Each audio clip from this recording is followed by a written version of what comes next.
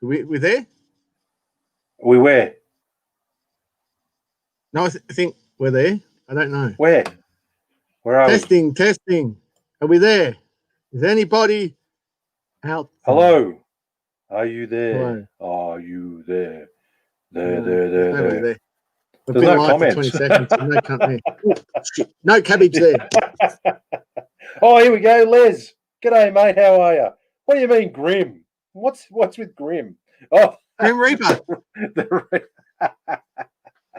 I need more to drink. I'm a bit too sober to be on this. I'm too sober to be on this podcast. How you going, Brad, Nick, Les? Good Hello, to see you. Facebook user. Good on you, mate. Click up the top. Let's see. Click up the top. Now enough of that, Sausage. Oh, Jamie. Got a job for you, Sausage Man. I got this mate of mine. He's got an electrical problem in his shed. You'll be in touch. Well, he's just not here yet. He'll be here in a minute. Probably in about 2 minutes when he joins. When he remembers what there's this other fucker that's on here already that needs electrical assistance too. But that might all be changing to more electrical assistance if a certain plan comes to fruition. And there's Andrew and Anthony. G'day, everyone. She gets a bit of electrical assistance. All right, what do we got? Gets a buzz or a shock. Yeah. Yes, Jamie, it's very bad, but we'll let the story be told. We'll let the story be told by the storyteller. What do you reckon? Yeah, well, we will. Sorry. Branding. It's all about branding. Yeah, that's it. Where is he? Who knows? We just had the same question. Someone's on, where's Mert? Well, I need to get like a little picture we can put in the corner and just like pretend Mert's there. In one of my old car club days, we had this fella who was sort of like he was the prominent guy. He ran all the website and the forums and all the other bullshit with his car club. And I made a life-size version of him and in a cutout form and laminated it, and he had reticulating joints. And I took him on a bit of a mission. We went to some of the pawn shops in Canberra. Oh, yes, you do.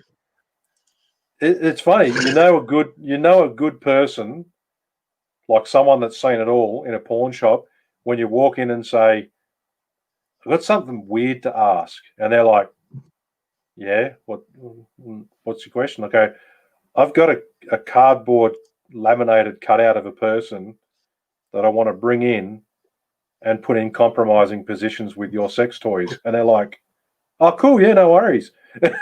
So you just go into the sex store and set these fucking limbs up on fucking stuff. Took all these photos, and we travelled around to one of our car club meets. It might have been in Melbourne, and we were taking photos of this reticulated, laminated cardboard cutout of this fella at the Dog on the Tucker box and other places. It was kind of funny. But the pawn shop lady was really cool. So we've now got some listeners. Righto. Do we? Who we got?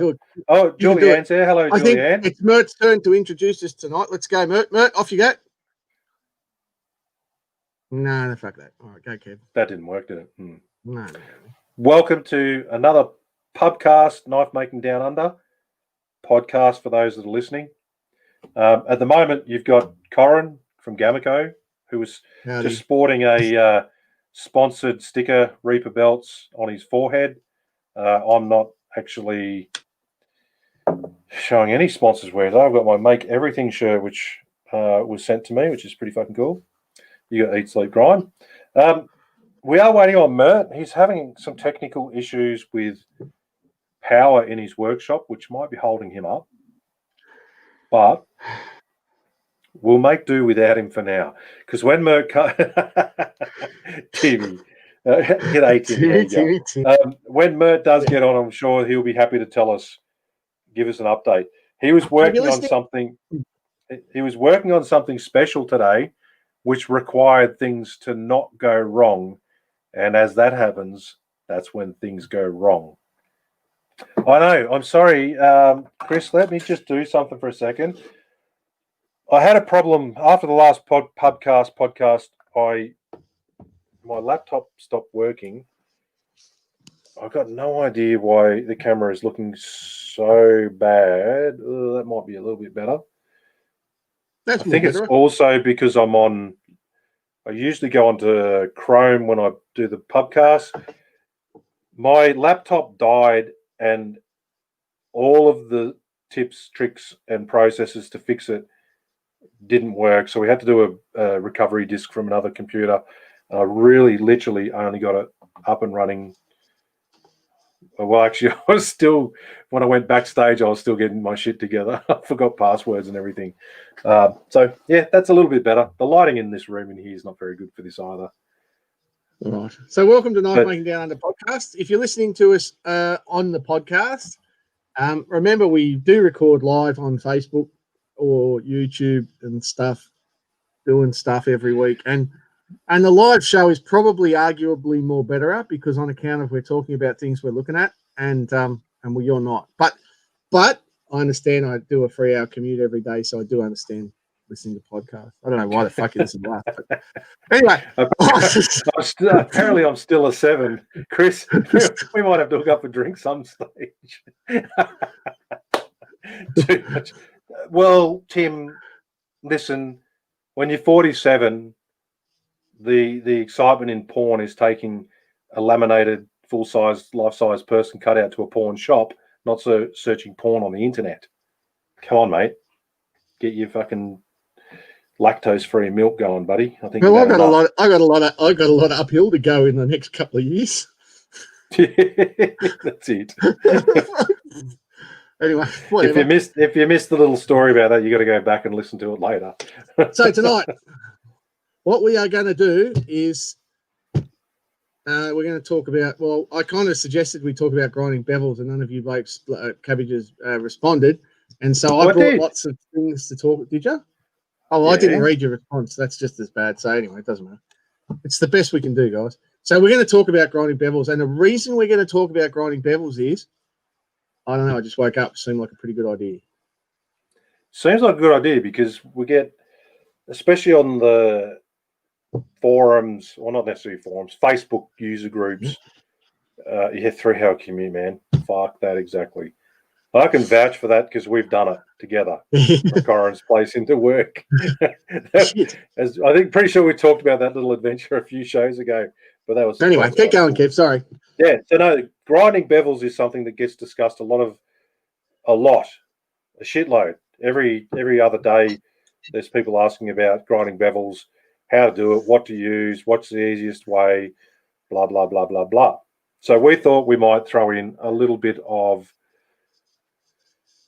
I don't know, advice on techniques and stuff that we do. Corin's gonna, he's I was having a laugh before to myself about how awesome is this going to be. Corin will get on there. Here's how you grind a barrel knife. 2 seconds later, done. Did I? I've been thinking about it since I made the last one. Your advice on how to grind a blade this big. Section over, Kev. I'll go and talk about hunters, and then Mert will come on and talk about fucking salami swords or whatever, sushi swords. See, there's one here. I got a kitchen knife, so Mert can talk about it. I just grabbed a whole heap of blanks from work. Yeah. They're not going back. Anyway. They're not going back. We'll have a lucky dip at the bloody KAA annual general meeting. I tell you what, we have a lucky door prize tonight. I'm going to give away 3 blanks. Let's have a lucky door prize. 3. This is so fucking epic. This is the best giveaway you're going to get anywhere. A big, ugly, motherfucking weird-looking thing. Canadian belt knife thing, yeah. It's like a Canadian belt knife that's like 5 mil thick. I don't know. Shrunk down kukri belt knife, Canadian style. It's like the chopper you have when you don't have it. It's a Clayton's chopper. I don't know. It's pretty cool. Yeah. I've got a 1075 kitchen knife blank, and I've got a little utility sort of thing. Yeah, that was nice. Could be a little paring knife or something. So, well, it's a hunting knife. Well, it's probably a bit narrow on the blade. Steak knife. Yeah, it's just a little utility. I'd call that a little camp utility, something like that. Yeah, so hunting knife. It's a nice.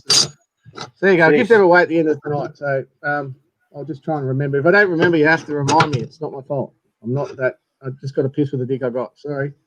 All right. Now, and Tim Ford, you're not eligible to win the prize because apparently you've got access to that shit. No, and I needed to go to someone. I needed to go to someone who can make knives. Oh! We might get Timmy on for how not to grind a knife. Special segment. So there we go. All right. So, I was hoping that that Mert would be on by now. Kev, tell us about your week, mate. What's been happening? What's been on social media? Where are we at? Oh, I've been putting shit on people on social media. I've been getting in trouble lately. I have a tendency. I like to think that I think before I type, but I stopped thinking lately. I just type shit I think is funny, but unfortunately, there's people around that get offended by what I type because they don't know what's going on my little fucking noggin up here. The grey matter is churning over with what I think is funny stuff. I type it out and then I get people fucking knocking me. But social media wise, that's about that. Been keeping an eye on what people are up to. It's interesting to see the questions that are coming up, particularly on the knife making down under group, which is growing and growing and growing. That thing's getting big. It's bigger than Ben Hur. So if you're not on Knife Making Down Under the group, jump on there. Heaps of great people giving great advice. It's becoming the group to be on. So yeah, there's a few people giving not great advice, but you get that. But it's funny. As long as you follow the rule of not being a dick, you can post the shit up that you want to post up. Discussion's good. There was one on there today about powered respirators, and I put my 2 bobs in because I've got the Trend Air Shield Pro, whatever it is. I like it. I think it's good. I kind of liked it more when I had a bigger beard because it was one of those ones that you just have the little flappy bit underneath. But there's a couple of people put their 2 bobs in about why even bother having them. I don't know. Do you want to fucking buzz when you go? Like, do you want to create some like steel when you go through the fucking burning process after you've died? If your lungs are full of fucking metal dust. And how many knife makers over the years? How many knife makers over the years have succumbed to it? Come on. Now, you don't have to be in the industry long to watch them drop. Particularly the older ones, particularly the guys that didn't worry. Yep. It's not worth it. It's a good game, but it's not worth dying for. It's like, you wouldn't go in a race car and not wear some sort of a harness. In knife making, you don't. I always say, like, just my view on the respirator stuff. We're sort of going a bit off tangent because this was social media shit. My view on the respirator is, like, if you're doing a one-off, I teach classes and I always have the respirators there. Harder to get now with all this bullshit face mask shit going on. But I always say to the students, it's your choice as to whether you want to wear it or not. And some of them just go, don't care, don't want it. When I teach, I tend not to wear one myself because it's harder to be heard. When I'm in my workshop on my own and I'm doing volume or a lot of hours in there, I definitely chuck the respirator on because, another 2 years of collecting my pension when I can get it. Take the government for everything they possibly can. Yeah, but that's entirely your choice. Yeah. In my own shop, I'm pretty confident about the dust because I've got that big sucky fan in the dust room. That I've got really good cross-row ventilation, and I've put smoke canisters all over there and put the fan on, and I can see where the dust is going. And I still wear a respirator when I'm doing anything that's not got that's got anything to do with like G10, steel, everything. I wear it for everything. Yeah, particularly if you're using bloody certain timbers and definitely the man-made products. Remember what they used to say, guys? Asbestos is good for you. Yeah, no, it's great. I can got vitamins and shit. Anyway, G10 dust when it comes to it is not going to be great. It's not great. It's too small. Certain timber dust is too small. Wear a mask. If you want to be in this game for any period of time, wear a mask. Barefoot in a respirator. Tied to the grinder. That's how we should. If you're going to die, we want pictures of what's going on. And the other questions I've seen on Timmy says you also grind a bee's dick of steel at a time. Fuck you, Timmy. Right, now, if I do a lot of G10, okay, there we go. Yeah, so there we go. People are saying that if they doing a lot of G10, they move the grinder outside as well. So, yeah, that's a great idea as well. I used to do that, but don't anymore. Make sure the wind's not blowing in the direction of the neighbours washing. If you got neighbours close by, give them. All right, so Mert still hasn't shown up, and we were talking to him not 15 minutes before we started. So it can only mean one thing. I'm sorry, but Mert's dead. There you go. Should have worn your PPE. Yeah, now that's the lesson. Let that be a lesson to all of you. Okay, we're going to if that comes back and something bad's happened and he's died, how fucked are we going to be? Well, I did it. True. I laugh though. Yeah, well, you're fucked too. So my week has been shit house. It's the closest I've come to flipping my fucking lid this week. There's so much shit going on. I'm just fucking gonna snap. I won't say what I said earlier today, but it's gonna happen. No. But anyway, got a great team. Don't do it on. You got to. But didn't have the team I've got, we'd be screwed. There is just so much stuff going on at the moment. Orders are going out late. We respect that, but we're trying to get those. The Reaper belts are starting to come in, so we're trying to get the Reaper belts out. We've just got a shipment of grinders in for those wanting for the 2x72. There's not enough to fill every order, but we've got enough to get a heap out. I think there'll be 25 going out in the next couple of days. And, rock and roll, really. So there's just a lot on and a few orders not going out as they should, so don't hesitate to contact us. But I'm going to say this and say this once. If you're entering a Gamaco bulk buy and you want to bulk buy a book, for example, and that book is due in 2 months. No, it's due in 2 months. And you put other stuff on the order, you're getting the other stuff in 2 months with the fucking book. It's in the description. And yet people do it and ring up and say, what happened? I've been doing bulk buys for a long time. I wish I had a cleaner way of doing it. It's not the standard method that people use to buy and sell things, but it's meant we could bring stuff into this country we otherwise wouldn't have been able to do. We've built something from that. If you're joining now, you just need to be aware that if you want something quick, you just order. Separate orders. We'll do our best to get it out. Don't order it with something that's not coming in for 2 months because I will not ship it for 2 months. Be assured. Yeah. Unless you want to pay 2 lots of freight. Bulk buy order separate. Normal order separate. Anyway, I've just had a rant. There we go. Happy, joy. Timmy will like the fact that I blew up over it. We get so many. All right. Yeah, but on that note though, Timmy, I ring Tim or go through Facebook.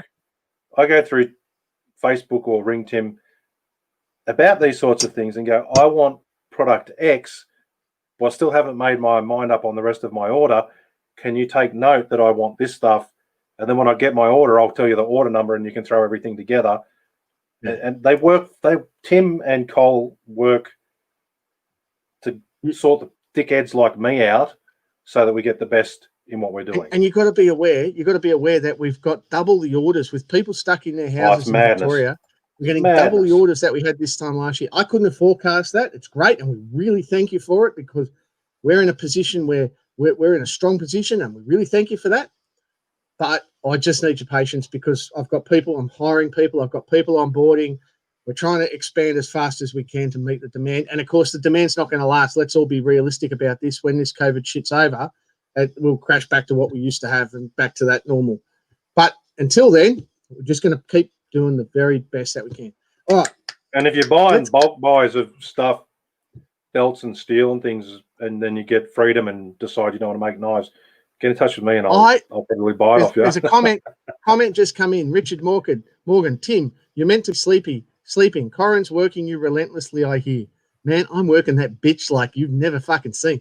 Timmy has been absolutely pulling the hours. I'm telling you, he's been doing solid 50-hour weeks every week. And, doing a good time. Chris Levers wants an update on the WA store. The first shipment of stock arrived there today. Woo! WA store is not yet open. The FBOS machine didn't arrive there. So we're just waiting for the FBOS machine, and that'll be good to go. Gamaco WA on Facebook. It's Danica Brooks, Matt Brooks' wife. Jump in and She's running awesome. it from their garage to start with. Unreal. We've got stock there. We'll be shipping there free of charge, so you can have Gameco WA pickup. And as we get sales, we'll improve the stock. At the moment, there's a significant amount of stock in dollar value, and we just need you guys to support it, and we'll put heaps more in. I can do it with support. I can't do it if we don't get support. I know it's going to be a slow start, but that's the business. All right. So, all right. On the note of busy, and people working hard. Yep. One of the awesome things I saw yesterday or today or both days, 84 Engineering are looking at hiring. Oh, so if you're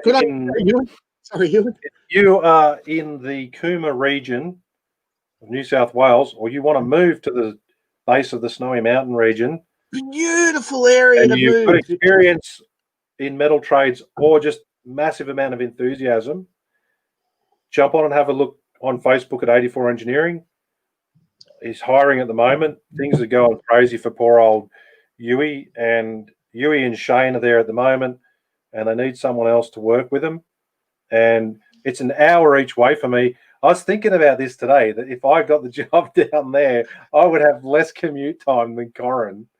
I could drive. You wouldn't have any. I could drive interstate an hour. I've done that commute from your place to there, and I've got to tell you, it's an hour. It's an hour at the max.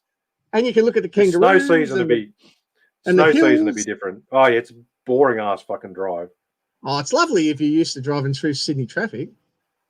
Yeah. Matt Snape says, "I want that job." Well, get off your ass. Just move to the fucking Snowy Mountains, then, mate. Come on. Do it. Cooma. It's a happening place. We've got grinders pumping out of there like nothing on earth, and it's just trying to keep onto it. I've never seen anything like it. Never thought we'd ever seen anything like it. So it's been good. But it's bad for those. Unreal to see though. Like I said, Yui has, he works his ass off and he does a really good job.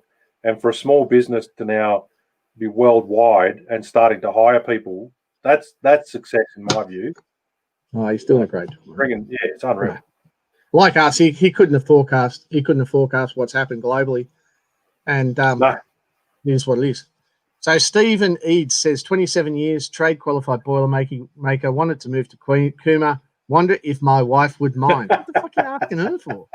Oh, sorry, you're going to take her with you? I was thinking. Oh, sorry, dude. If one of those little rooms, I was thinking if Yui closed off one of those little rooms or half of one of those little rooms in his factory and allowed me to sleep down there, I could travel down there and just work during the week and come home for weekends.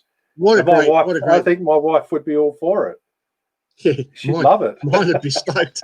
She'd have no argument. She'd be packing the bags. See you fucking later. If you don't want to come back on the weekend, that's fine. Chris Lever says, have you guys seen sales numbers increase since Alex Steele promoted the grinders? Actually, it's not changed us much, except that we start getting people contacting us and tell us we're ripping off his grinders. We've had that a couple of times where people said, how dare you rip off Alex Steele's grinders? Well, anyway, whatever, you dickheads. But, you're out there. I'm sorry you are. But anyway, so we didn't really see an increase then. We have seen an increase in grinder sales since people have been in lockdown. They've suddenly said, well, now's the time to pull the pin and buy a grinder, and it just all happened at once. It's been, it's lovely, but it's just hard to reconcile in terms of supplying. We're doing the very best we can. Anyway, we came here tonight to talk about bevels, and we've lost 20 listeners since we started. So how about we do that? Oh, serious? We've only been on 20 minutes. Dino's on. Dino Ivan Handsaker. G'day, mate. Before we go into bevels, this is a good. No, fuck bevels. Look at this one. Look at this one. How do you convert this spike over to AKG membership, etc., and keep them in the game? I am drunk, and I'm going to release something that nobody knows yet, except for the committee of the Australian Knife Makers Guild. Gameco have put forward a considerable sum of money, like I'm talking about $5,000, hopefully, to the guild to offer scholarships for people who join the guild, for people who improve from Proby to full membership, and there's going to be some rules and stuff to go with it, and for people who who are guild members who are helping other people on social media. The top 3 will get a scholarship. The ones that are most helpful, as judged by their peers. Pretty cool. And membership's about 150 a year with the new system with the paid employee when we get that done, which is pretty close.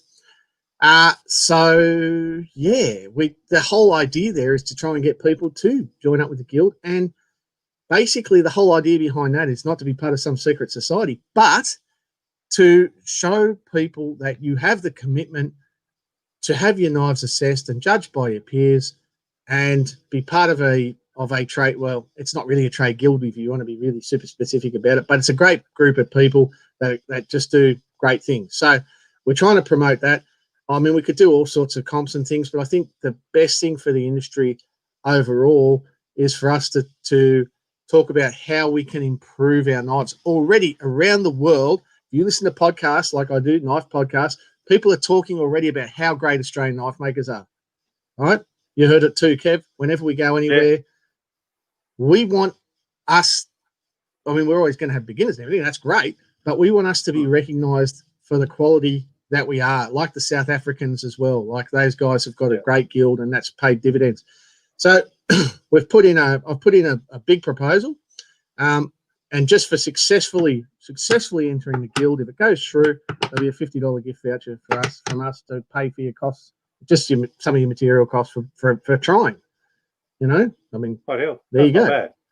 Yeah, that's a really positive approach for the guild to take too, in terms of that changing with the times and being more marketable, and being more, I guess, enticing for people to get in and have a crack at it. There's some really, really good makers. I don't even put myself in this category. I'm a good maker, but there's some really, really fucking good makers in the guild that fuck off. Sorry, people. Hang on. Fuck you, Corin. From her. No, yes, you are like the king of barrel knives. I'll give you that much. But no, there's some really, really good top-tier, world-class top-tier makers in the guild that by joining the guild, you get more access to, because the guild's charter is about helping the members of that guild. And we've got a pretty good... It's changed a lot. Like, okay, here's the black and white view. It's changed so much since I joined the guild. I joined the guild and it was just to join the guild. There was a little bit of small amount of, I guess, prestige to it. But now that there's standards involved, which I would be confident that if you had to get retested, I could match it. But now there's standards involved, which was actually put forward by, the request for that was put forward by people to make it harder to get into. So there was more of a challenge and more of a sense of achievement to get into it. So the first big positive was the standards. And now the next step is hiring a full-time or a part-time employee into the guild, similar to the Knife Art Association, where they can then control that social media presence and answer emails and do whatever other job they've got to do. And while you're on social media, for things like your sponsorship there for that process, that's fucking gold. Like, get in there and do it. And why not? Why not? So somebody's asking, what do we have to do to submit? I'll pull that up on the screen and we'll just go through it real quick. While I'm doing that, I was just going to say, get onto the guild social media, man. I'm working I've got enough on my plate, but I've been working solidly for months to get their social media pumping. And I reckon we're getting pretty close to it. I've been banned for advertising because I tried to promote Facebook. A PTSD war veteran post. So there you go, Facebook. That's up for you. Whatever.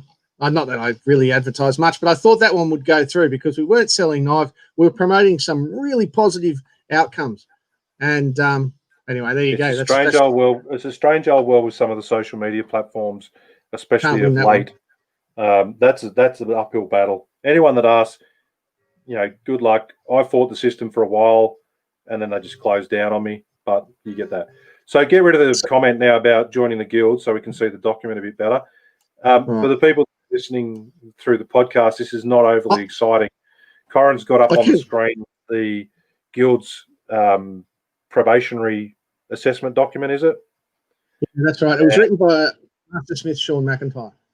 Yeah. So it says, the following document has been written to give the applicant to the Australian Knife Makers Guild an understanding of the requirements to be met for successful application. It is also hoped it will provide some technical direction to help facilitate a successful outcome. On that point, in discussion with Sean McIntyre, he wants to run a Zoom meeting where anybody who wants to join can join in, and he can talk about the different aspects that the state reps look for when assessing knives. And man, you will learn so much. Kev's been a state rep. He knows that process. You will just learn so much. You'll look at your knives and say, this is really great. I really like this. And then after that, you'll go, oh, I'm really rethinking what I'm doing. The assessment is a point-based system averaged over 3 knives presented, a score of 50%. So you only have to get a score of 50%, right, to get a pass, join as probationary member. That's the first step. The second step is to make knives that pass at 90%. Now, that's significantly more difficult, and that's where the challenge lies. All it is the cornflakes packet entrance. You have to actually, make stuff that passes. If the applicant is not successful, both your state representative and full members of the guild will be able to provide feedback and advice to help with any problem areas. In other words, you're not just left like a shag on the rock. That's definitely not the intention. Both fixed blade and folding knives are okay. You have to, if it's a folding knife, make sure it works exactly right. You can go through full assessment as a fixed blade would. The application to the Australian Knife Makers Guild should be in the spirit of showing your skills as a maker. It is encouraged to not look at as a safe and simple approach. With this in mind, there are certain basic requirements when it comes to knives submitted for assessment. For probationary assessment, there is no particular construction techniques required. It is encouraged, however, the 3 knives submitted show a variety of design and technique. For example, building both a full tang and a hidden tang design would showcase different skills. For probationary application, actual construction skills and fit-for-purpose design is the main goal. With the knives submitted for full membership, there are several requirements that you must meet, and this gets a little bit technical. So you've got to have, if submitting all fixed blades, at least 2 have to be of different construction. At least one of the knives submitted must have a metal guard with a hidden tang or metal bolster attached. Anyway, we can read that. I'm a bit drunk. One of the knives submitted, whatever. One of the knives submitted must be a full tapered tang construction. And there's lots of information there about it. And when submitting folding knives for assessment, blah, blah, blah, good luck and happy building. And then this is all available further on the website. It's available on the akg.org.au, correct? Yeah, that's right. And there's 20 points. And those 20 points, if I just run through them really quickly, I'm not going to read the description for each one because it tells you what you have to do. Grinds properly executed, edge thickness appropriate to the knife, plunge cuts even and symmetrical, spine and ricasso clean and well executed, edge properly sharpened, 6-point centered, sharp and well defined. Point centered, sharp and well defined, consistency of finish, all blades tapers even and symmetrically, effective grip length, so your handle's the right length, contouring even and symmetrical, ergonomics, all rounded edges, etc., consistency of finish, material transition, seamless or accurately heirloomed, all fits tight and seamless with no visible gap or glue lines, 15, all edges other than those meant to be cut are broken and comfortable, pins well fit flush, scorch free with materials or evenly domed, knife being fit for purpose, flow and aesthetics appropriate to the design, material selection and weight appropriate to design, construction and design of sufficient strength and durability. Now, to join the guild as a probationary member, you only need to get half of that shit right. So don't be too scared. Surely, at this point in your career, you can do half of that. If you can't, that's the whole point. The whole point is to get yourself to the level where you can get half of that right and then keep working until you get to the point where 90% right. And then you can say you're a member of the guild and everybody knows what you've gone through to get to that point. So, so as a former state rep, that was involved in part of this standards sorting out to make it easier for people like me, because everything else was just subjective. There was no consistency. How many did I fail? I didn't fail. I don't think I failed anyone on probationary membership. 50% is pretty, I don't like saying pretty easy to get, but it's pretty easy to get.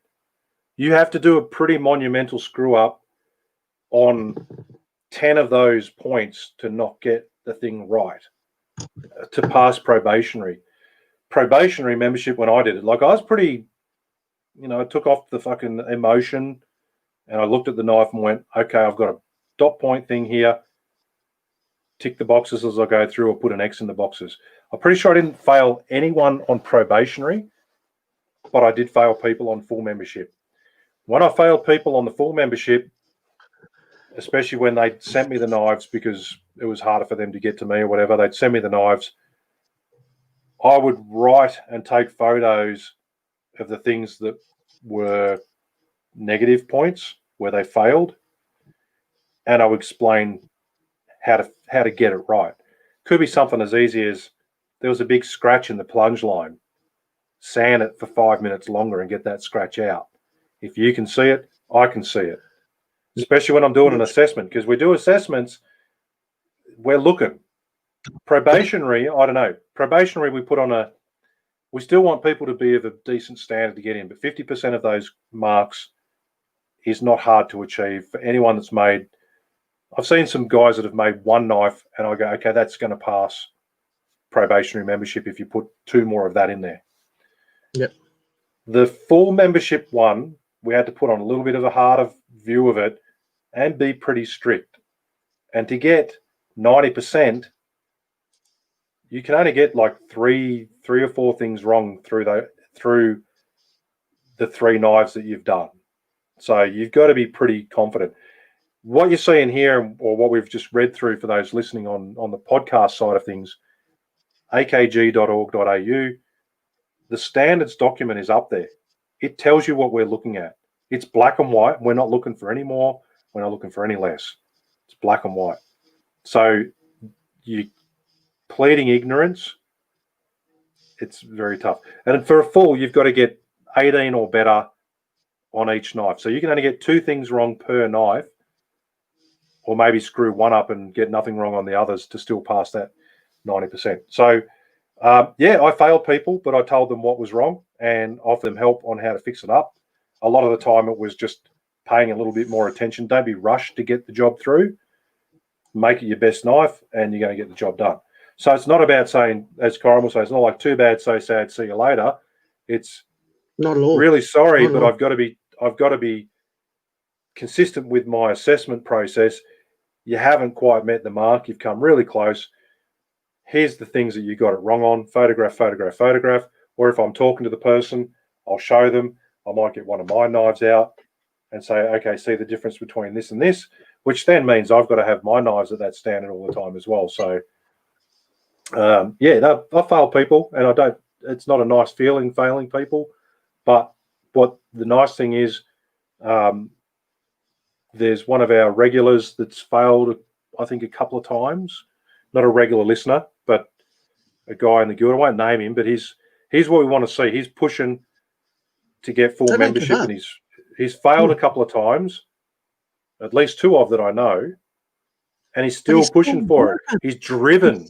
He's driven to do better, and the quality of his knives between each of those, sorry mate, you haven't passed assessments, it's leaps and bounds, and that's what I love seeing. It's like that drive to do better forces you to do better, and you come. Yeah, we're not racing for a result here. We're just trying to get better. And if that's the sort of thing for you, if you just want to make knives and not do that, well, that's great. That doesn't mean you make shit knives. You go and do whatever you like. But the guild is about, basically helping each other to get better. That's all it is. The guy here says, so it's a secret society. Do we have to bring a goat to sacrifice when we pass? It's actually a bit harder than that. It has to be a virgin goat. Which sometimes is really hard depending where you're coming from. Yeah, the guys in New Zealand, they use sheep. It's never. We don't worry about New Zealand. Right. Okay. So what's the difference between American and South African and US guilds? Can't tell you. Sorry, I don't know. But I can tell you that South African Guild is hard as. Not only do they make you pass, but if you put knives on your table, even at a local market that don't meet the requirements, they ask you from the guild. Once you're in the guild, you can only put knives on your table that are of top quality. Now, the Australian Knife Makers Guild would love to see that too, by the way. It's one of the hardest. The South African Knife Makers Guild is one of the hardest knife guilds to get into, knife groups to get into, where they have an assessment process. Oh, I can't remember his name. Sorry, young fella.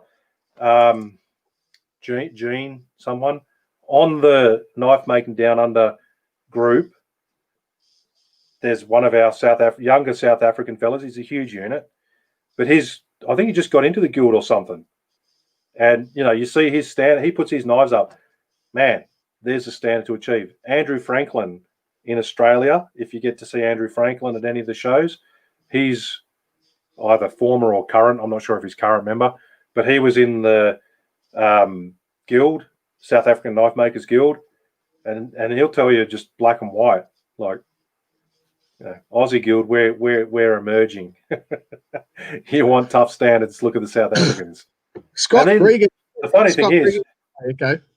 I was going to say the funny thing is, South African Guild's really, really hard to get into.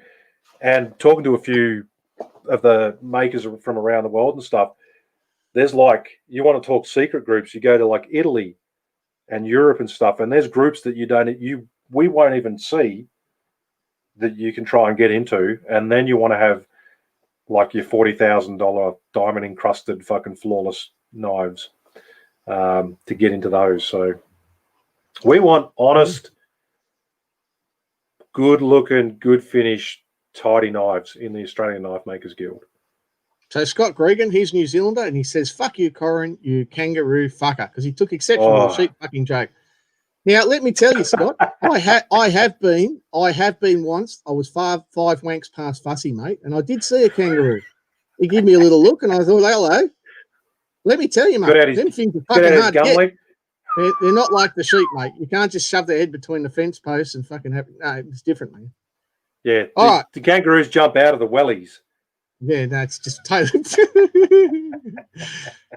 you walked into that. Yeah. Yeah. Good on you anyway, mate. Thanks for tuning in. Yeah, to go, mate. That's the main thing. It's late over there. It's 11. It's 11:15. Oh, he's only a little fucker too, Scotty. Have you seen Scott's new workshop? So he's been sending me pictures of his new workshop. It's fucking epic.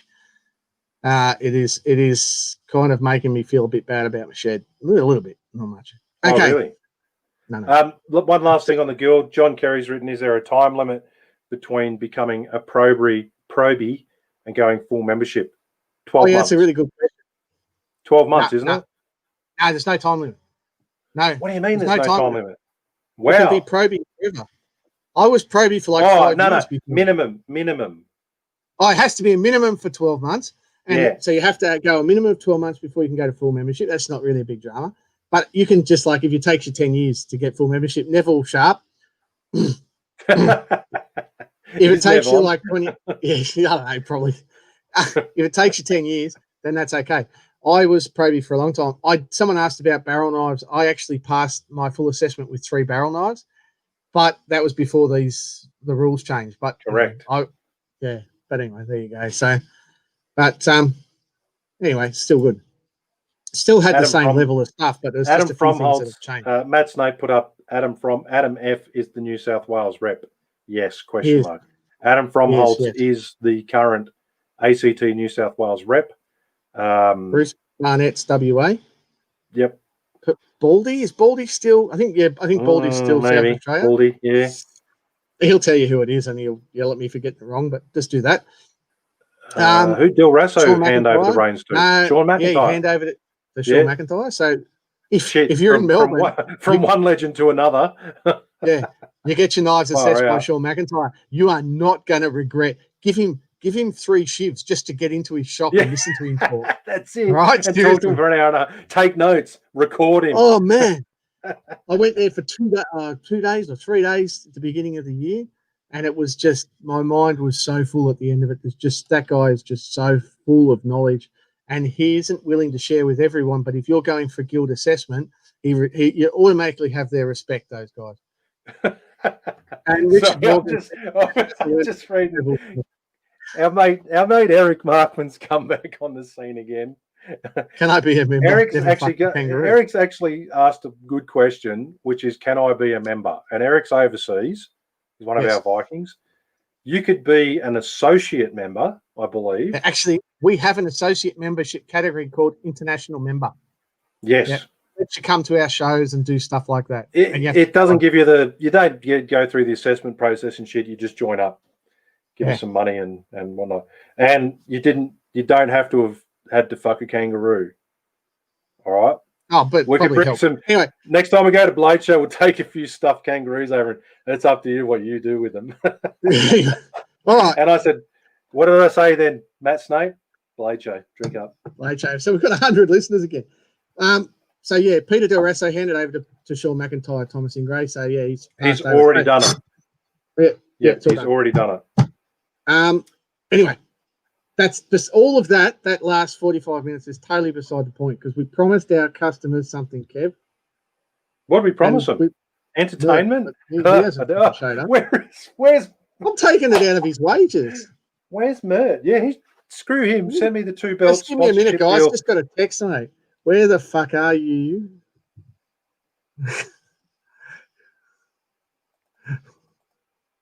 All right, we've been waiting for him to do the bevel thing, but anyway, he might be dead. I might be just anyway. It'll come up in his next performance review. I think that's Corin. Yeah, where the fuck are you?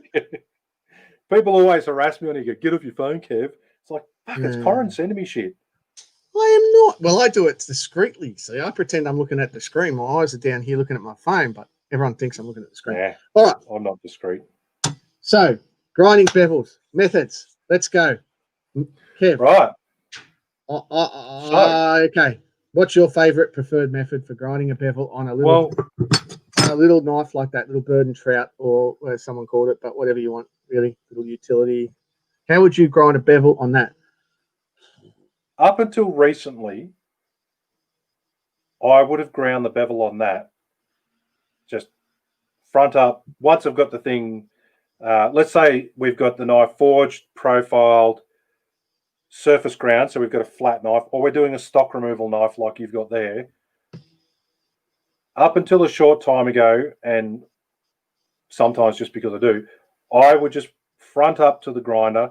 I would mark on there with a Sharpie the height that I roughly want my bevels to go to, and I'd walk up to the grinder, chuck on the appropriate belt, and freehand grind. Mark the center line, freehand grind. Okay, what's Mert come back with? Didn't think we were recording this week. I have friends over. What was that? The fucking conversation today was, I'm preparing to record tonight. I love you, Mert. I do. Oh, man. Yeah. Right. Hey, so Mert's not coming on to talk about kitchen knife grinding. Everyone, he's got a friend out. No, Anthony Kittle, you didn't miss the grinding segment. You missed the guild segment. Anyway, grinding. So I would normally I would mark on there with a Sharpie the heights that I want my grinds to go to. From the tip sort of thing, or back from the tip, back to I use the old carpenter's rule. I get the pen and roughly just mark a dot, and then I slide my finger along and I go the full curve, the length of the blade. So I've marked out the bevels I want. I've marked a center line, either using my height gauge or drill bit. Yep, height gauge there. Flat block. Good piece of kit to get. Sharp carbide bit on the end of it. Mark the carbide's on this. We've got more coming. We've got a heap of these coming. Yeah. If you've got a stock removal blade and it's flat, life is so much easier than forging. Forging, you've got to make sure things are centered and all the rest of it. Let's say we're doing a full thickness stock removal. So I would just front up, progressively grind that edge from a steep angle along till I get to roughly the height that I'm after, flip sides and do the other side. The change I've made recently is that I now use, and this is a visual thing for the people who have come onto the pubcast. In Australia, if you're in Australia and you attended the knife camp, which I didn't, but I have flies on the wall there. Ian Stewart did a grinding. I think Ian Stewart did a grinding section, and they were talking about using the block method. Oh, you got one of them too, so do I. So yeah, so my block method, which I'll explain, I have a piece of, it's literally just a piece of non-building quality 4x2, which I've cut down, and I've chucked it on the mill, or you can do it on your grinder, and I've ground it flat, and I've got a little lip where the knife will sit on. So I lay the knife on there with the edge facing up, and then I use one of the can't twist them clamps, which are probably prohibitively expensive now to buy because the company sold out. Just stop. Just so you're aware, we may or may not have a fucking massive shipment coming, and we may be running a bulk buy soon. Check out the bulk buy group on Facebook. Bulk buy. Cole has been doing some solid work on the can't twist to get them back. Cole, you're a legend. Man, they are great. They'll sell out straight away, but I had to buy a lot of them. I've got 6 of whatever size this is. Can't tell you because it's so old. I got 6 of these can't twist them in this side and 6 of the smaller ones, and I want more because they're fucking unreal. Anyway, with these, I would put my blade. Let's have a look at this piece I've got up here. I've got a forged blank from Thomas Gurner Mastersmith, which I snabbled. So I put my blade on, edge up, like so, and I use my little clamp, and I lock the can't twist them so that my blade's pretty flat against there, and the back of it's down flush against the little lip that I've got. I'll put some photos up on the group, so anyone listening to the podcast, go onto the Knife Making Down Under group, and I'll post some pictures up. The key thing with doing this, especially having a grinder like the 84 Engineering Shopmate grinders, is you need to apply to either of two things. You either need to have an adjustable bench stand for your knives, your flat plate, or you need to adjust the like Corin's just showing one now, so it's got an adjustable stand there, shelf, whatever we call them. Yeah, this is the adjustable. So you can adjust the angles, or you need to be able to have a flat base, 90 degrees to your thing when you first set it up, and then you need to adjust the platen to suit the angle. So you need to apply trigonometry to get things like the height of your blade, the height of your grind, the thickness of your edge, that sort of stuff. Now, I would like to profess that I am a math genius. I used to be really good at math at school, but I was almost using an abacus when I was at school. There is a website which is really, really good to do. I'll bring it up and have a look here now because I've got it on my phone as a favorite. While you do that, get ready to write this down. Wedgek.com. Wedgek.com is an angle calculator. You're not going to see it because my phone's too bright. And in that, it has size A, B, and C, and it shows you in a picture. A is the grind height that you want, B is the thickness of your steel, and C is the thickness of your cutting edge that you want left. So you plug your numbers in there. I want a 25 mil high grind on a 4 mil piece of steel, and I want to heat treat it at roughly 8.8 of a mil, and it'll say 2.6 degree angle. I then use the really cool thing, which is a angle cube. Yeah, we magnetic. Sell that. Yep, angle cube magnetic angulometer, whatever they call them. That's an angulometer. That's the correct term. And I then go and place that on I cheat and I use my 1, 2, 3 block to make sure it's roughly 90. Place my angulometer onto it, or inclinometer, whatever they call them. And then I just change my platen now. I have my rest at 90, and I change my platen to like 2.5. I've still drawn my little guideline, and then I front up with that with my knife on my block where I put it, like so. The bottom of this is flat. I pop that onto the tool rest, pop it onto the belt, and pull along. When I get to the tip, I pull it back slightly curve the front of the tip a little bit. So come along like that, and provided you're reasonably stable, reasonably accurate at your grinds, you will get consistent, even height grinds on there. You might get a few wobbles and stuff. I do that pre-heat treat now. So I knock out my bevels on my pre-heat treat grind, zip, zip, zip, 3 or 4 passes for a 4-inch hunter, 3 or 4 passes maximum on a 50 grit belt. Then I actually freehand the 100 grit. I just take it off this, freehand the 100 grit. I don't put my plunge lines in until post-heat treat. So I do that. Then I heat treat it, yeah. Can I just make a point here just to comment on what Sure. someone said there before? And that is using screws to fix it to the timber. Kev's come up with a complicated way of doing something like that with the count twist clamp. Love your work because I sell them. But Del Russo at Knife Camp did a demo, and all he was doing was using a wood screw through one of his pinholes and a nail in the timber to hold the tip. And away he went. Yeah. And but I it. do. And then he turned it around and did the same thing. I forge mostly hidden tangs, and I tape my tang, and then I use my clamp just behind the ricasso where I'm going to grind, and keeps the blade flat. And I don't do pinholes very often in my knives. So, hey, screw ya. But you can't put screws in there.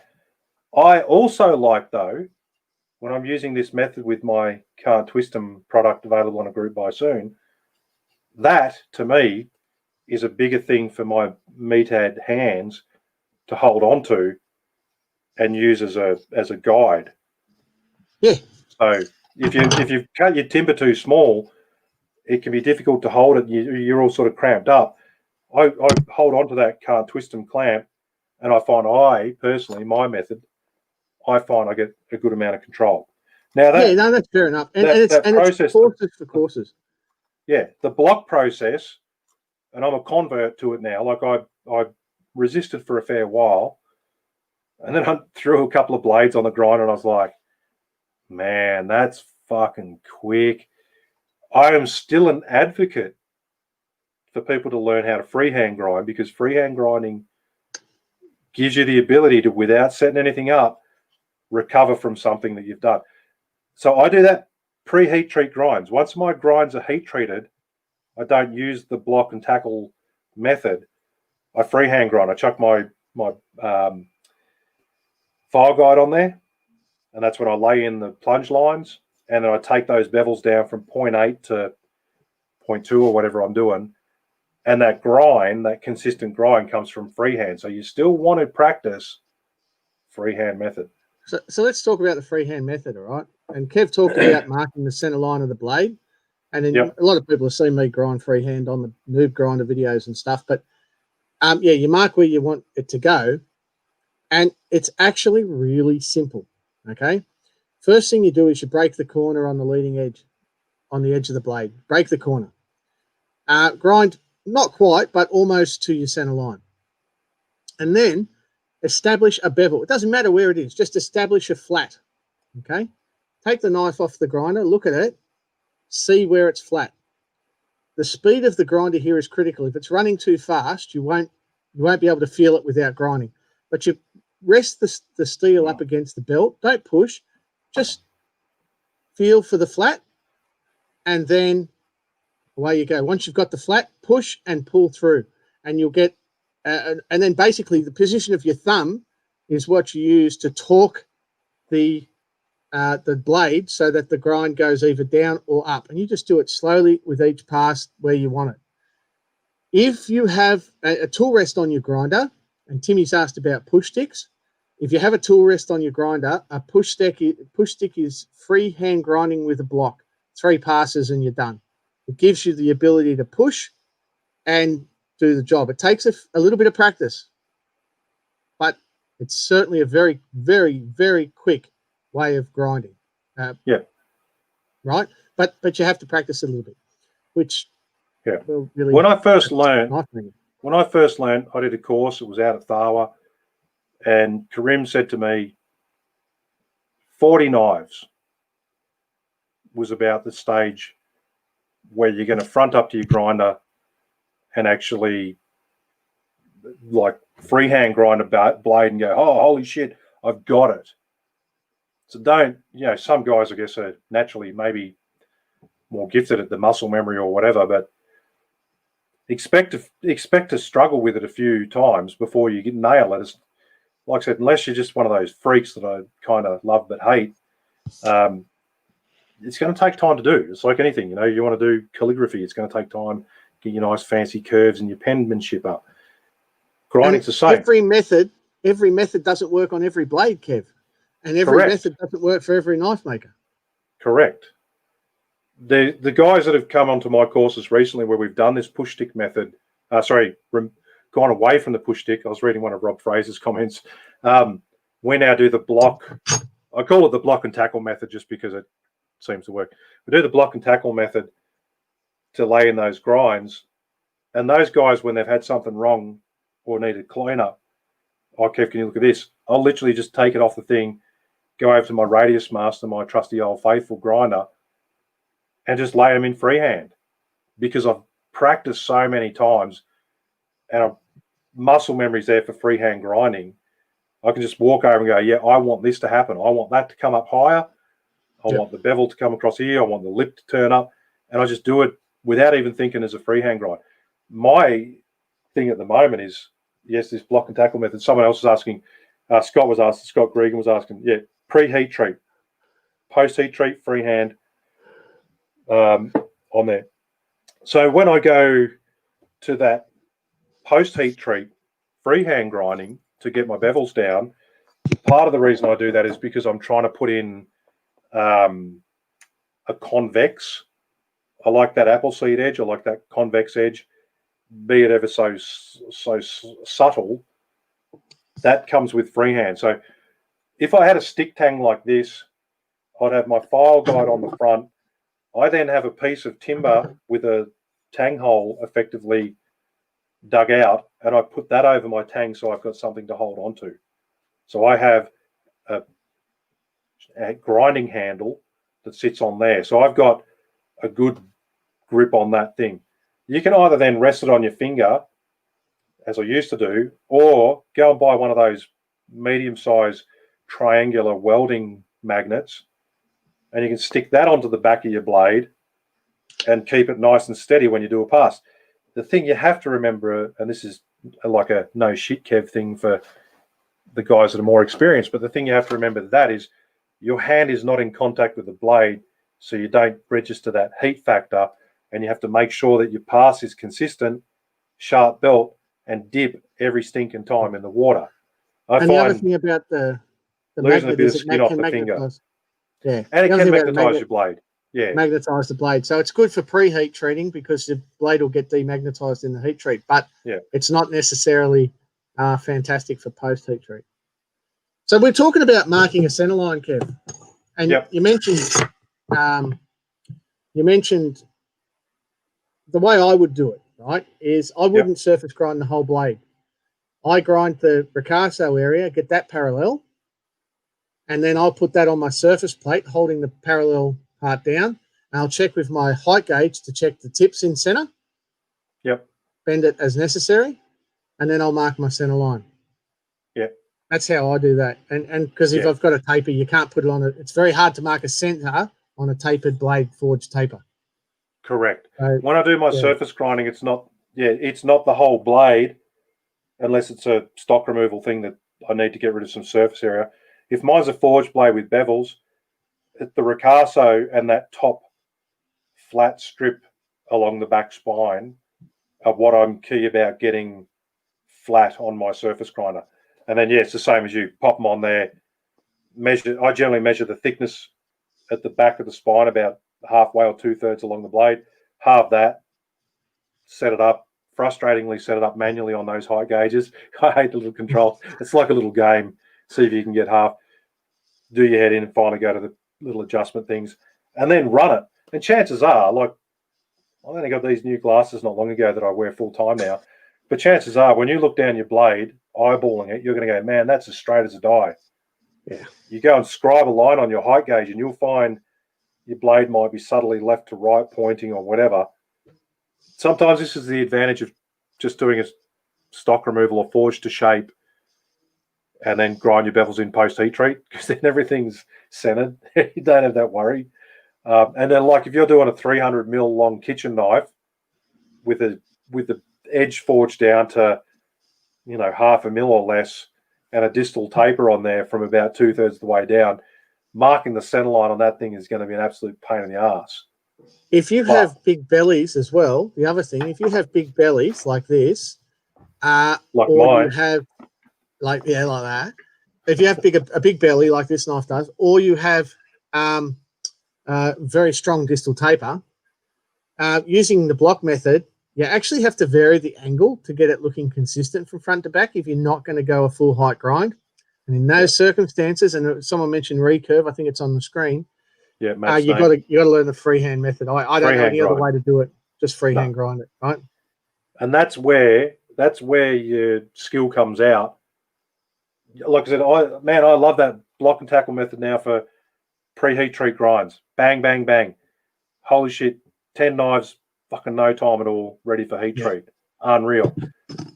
Then the stuff comes in when you're doing. Oh, you've shunned it. I shunned it for years, and then I went down to Sean McIntyre's place, and he clipped me over the ear. And then he said, "Why are you fucking shunning it? If it's a valid technique and it works for a certain blade, why not embrace a valid technique?" And then he showed me a few of his things, and this is my barrel knife grinding jig. Ah, sweet. So it's basically the same as yours. Little step there. Oh, Put my blades on here. I can adjust. I've got a coarse adjustment, being the adjustment on the on either the platen or on the tool rest, and then I have a fine adjustment here which I can lock off. It's just has a little pin at the bottom there that comes in and out, and that gives me the angle. So as I'm going, I can just make little fine adjustments without fucking around with the machine too much. And I've only done the last knife with that, but yeah, it rocked. It worked really well. So I'll be using that technique again, because barrel knives they very rarely have much taper to the blade, except for twin ones. There's going to be differences. I'm going to have to freehand. I think I'm going to have to freehand double bladed ones, because the grinds are both off center, so that the blade. That's right. Yeah. And that's like if you ever get a chance at a show to look at one of Bruce Barnett's 3-blade folders, you'd be amazed at how. And Bruce will know that I'm not dissing him. This is just my language. You'll look at those blades and you'll be like, man, they're as shonky as all shit. Because it's a trick of a fucking master, effectively, to get all those blades to line up and close without touching each other and be in the locked positions. But they've all got to be slightly off center. So you have a look at close look at two-bladed barrel. You look at I did one of those with I'll hear this thing here with what's his name? Did he grind them off center? Not really, but we talked about it. They're slightly off center. You've seen mine. If you do them off center, you can fit so much more blade in. And that, to me, it's like someone said it to me at Blade Show. With a folder, the trick is to get as much blade into it, so when people look at it, they go, "How does that blade fit in that handle?" And that's really the aim of a folding knife. So. Yeah, Matt Snape on the block and tackle method has said Kev's way is so simple, even a Snape can do it. We prove that. Yeah, well, simple minds, right? So I'm just having a look at some of the. Yeah, I'm just having a look at some of the comments as we go through, and because I find that when we're doing this, we talk and there's 100 comments come up and we miss a lot. So Matt said that. Then Tim Kingsford's come in and said, "I use one of those angle meters for getting the correct angle on folder lock bars." Yes, much better than guessing. Trevor Foster, use one of the many free CAD programs and you get a simple result for any blade or a simple calculation in a spreadsheet. Man, like honestly, I'm on my phone in the workshop, wedgek.com, three points of data and you get angles, and they're never going to be 100% precise anyway.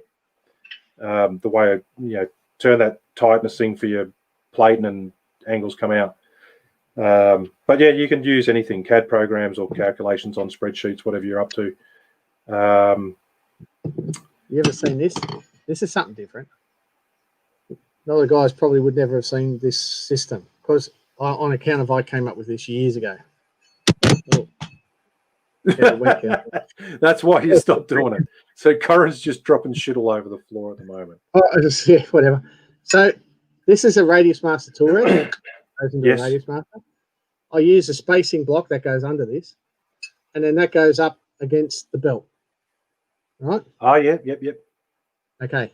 There's a very specific reason for this. Got masking tape on this side, and it's ground with a very fine bevel on it. And what it is, you get your Scandinavian grinds for all you Scandi lovers out there. Ah, yes. Very hard to get a good Scandi grind, actually. It's actually harder than you think. But if you come up on a flat surface like this to the belt, if I'm holding it like that, and you can see I come up on the flat surface of the belt, I can bring the knife around and curve it with the blade. Holy I've got a perfect steady rest, and I get a perfect Scandi grind every fucking time. Beautiful. Now, there's not many people that like Scandi grinds, and there's reasons for that, but I like them, so fuck you. There you go. That's something that you probably haven't seen. So Baldy showed the block method recently. Yep, good on him. That's a good thing. Yeah. And who was it? Les was there saying, if you grind good bevels with a jig, stick with it. Whatever Absolutely works, right? correct. Whatever works. So whatever works. There's no right and wrong. There's angle adjustment, fucking jigs that do all sorts of shit, and fine if you want to go down that path. But I've been sold on the block of wood for years. I think it does a great job. The big tool rest, adjustable tool rest from 84 Engineering is a really good, handy thing to have. I have found, I think I told you a while ago, sometimes getting like the steeper angles, it doesn't quite go enough, depending on the blades, the height size. That's why I set mine at 90 and adjust my plating. So that's it right. Works either way. Yeah, any decent grinder is going to have some form of adjustment for angle between the plating and the tool rest. The tool rest mightn't move. It doesn't have to if the plating does. If your plating's fixed and your tool rest is fixed, you're just probably not the best grinder. I'm just going to put that out there. There's not many the like that, Radius Master adjusts, their tool rest adjusts, but it's a slight pain in the ass to do when you've never adjusted it and it's kind of locked into place. There you go. It's two Allen keys, and it's just pretty fucking small, really. And that's good. When you're doing these Scandi grinds, when you've got that little jig on there, it's good because it's out of the way. But if you're doing the block method, then you've got to clamp something to it to give you a bit of some more balls, some more stuff, space. But there's all different types of tool rests available, and you can modify your own and do whatever you like. All right, so that's Scandinavian grinds. We've kind of talked about freehand. What about plungers, Kev? Are you a file guide? Are you a file guide plunger? Well, this is again because I've been making knives for a reasonably long period of time. Sean McIntyre sort of, I guess, educated or encouraged me to do the plunge lines freehand, suck a big deep breath in. When I leading up to that, before I was saying about I lay my preheat treat grinds in, I leave a chunk of fat on the blade and everything, like 3 or 4 mil at least ahead of where I'm going to put my plunge lines. So when I come after heat treat, Bobby files all his knives. Sorry, we'll come back to that. That's right. Keep going. I was like, yeah, what? Yeah, that's because he commented on one of the other posts. Yeah. Good on you, Bob. I leave a lip, a chunk, like those horrible kitchen knives that have a big bit fat near the heel. Yep. I have mine like that. And Sean McIntyre encouraged me to just go up there and take that off, turn it around, take it off, and manually get those plunge lines even, which I did for a long time. And they were like, let's say between 95 and 100. Sometimes I'd nail it, go, fuck yeah. Other times I'd be looking at them pretty critically and go, it's off by a bee's dick, but I don't want to fuck with it anymore. So I used to do that, and I sometimes still revert to that if I want a quick fix on something. I'm confident enough that 15th of a millimeter now I can just take freehand. My technique now, though, has changed, and I owe it a little bit to that young whippersnapper piece of crap, Jackson Rumble. Cabbage. Cabbage. At the last symposium, I was at his talk, grinding talk at the end of the day. It was supposed to be advanced grinding. No offense, Jackson, it wasn't an advanced grinding talk that you did, but it was a very, very good, very informative grinding talk, and he had some little tips and tricks that are hard to explain now. But he was using the file guide and just a 50 grit blaze belt and one of the gator belts. Yeah, running it off, method. Running about a quarter-inch off the side of your platen, smack your 50s in so they're even, centered. Then you get your gator belt and you run your gator belt off about a quarter-inch off to the side. I don't know what it was, maybe 240 or 400. And then you come in with that gator belt and you clean up those plunge lines and they get a really nice radius. And if you're not too much of a spack or too heavy-handed, like I have been when I first did it, man, it is the simplest method for getting clean, even plunge lines. We saw the Kyle Royer method of that jig that he used. Probably appropriate for certain things. Yeah. Very effective. That's Kyle's method. Jackson, when he did his talk, I was blown away, man. I told him afterwards.